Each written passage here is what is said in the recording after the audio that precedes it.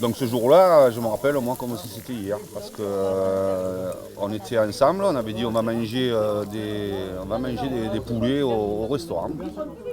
Donc nous on s'était installés, vous étiez partis voir une fille, la copine Adeline.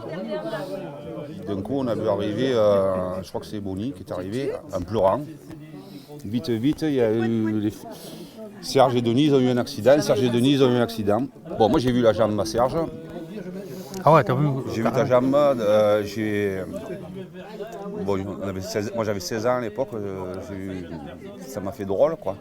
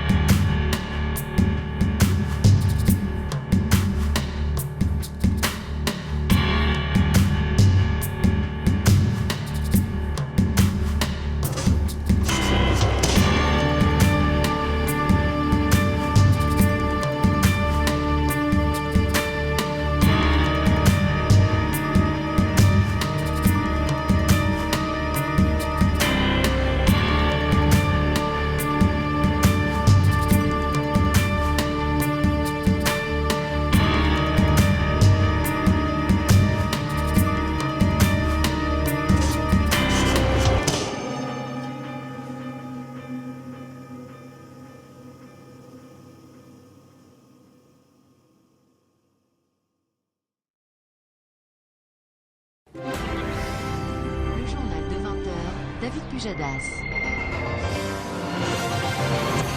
La santé, on évoque de plus en plus souvent la résistance aux antibiotiques. Les bactéries mutent, elles s'adaptent et les traitements sont donc moins efficaces. Eh bien, face à ce constat, des chercheurs et des médecins sont en train de réhabiliter la méthode qu'utilisaient nos aïeux avant la découverte de la pénicilline, inoculer des virus pour lutter contre les bactéries. Mais d'abord, cette histoire médicale qui illustre l'un des débats scientifiques du moment.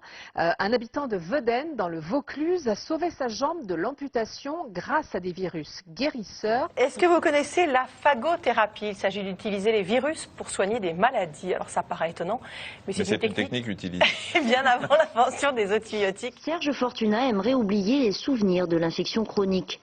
Un staphylocoque doré ronge son tibia gauche. C'est à 19 ans qu'il contracte une maladie nosocomiale à la suite d'un accident de moto. ძლიერი ტკივილები ქონდა ფრანგი პაციენტი აცხადებს, რომ მის თვალზე არსებული სტაფილოკოკი მიძინებულია და აქტიური აღარ არის. სერჟ ფორტუნა განკურნებასთან დაკავშირებით საქართველოზე დოკუმენტური ფილმის გადაღებასაც გეგმავს. Si aujourd'hui il marche, cela n'a pas toujours été le cas. En 37 ans, il a subi 39 opérations, en vain.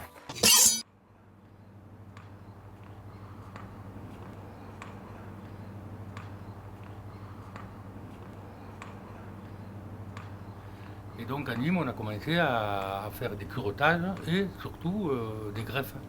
Ça a été des souffrances insoutenables pour moi. Maintenant, je ne me sentais plus d'affronter ce genre de souffrance-là, d'autant plus qu'il y avait beaucoup de morphine derrière.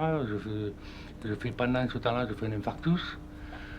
Je ne voyais plus debout et la dernière solution qui m'a été proposée, c'était de tenter une greffe dorsale, c'est-à-dire on prenait un muscle du dos et on tentait de reboucher en force ce trou.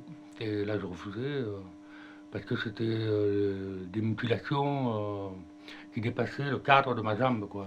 Tant que ça restait localisé, j'ai accepté de tout tenter et je ne voulais plus dépasser ce stade-là.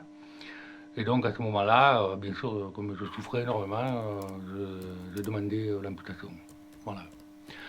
Alors pour ça, il m'a fallu faire une lettre de motivation à tout le corps médical, assortie d'une consultation chez un psychiatre pour être certain que j'étais sain d'esprit.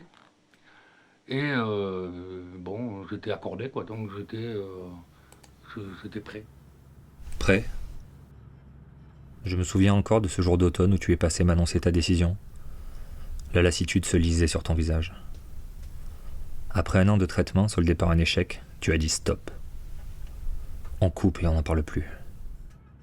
À peine quelques mois se sont écoulés depuis ce jour, Et te voilà roulant vers l'aéroport pour accueillir un de ces rescapés, qui comme toi a pris un billet pour Tbilissi. Là-bas, les graines semées par Félix Derel ont continué à pousser et à sauver des vies. Là-bas, la phagothérapie n'est pas taboue. On la pratique même dans les hôpitaux. Il t'aura fallu 37 ans pour entendre parler de cette thérapie. 37 ans de silence du corps médical. 37 ans de mensonges par omission ou par ignorance. 37 ans. Pourquoi ?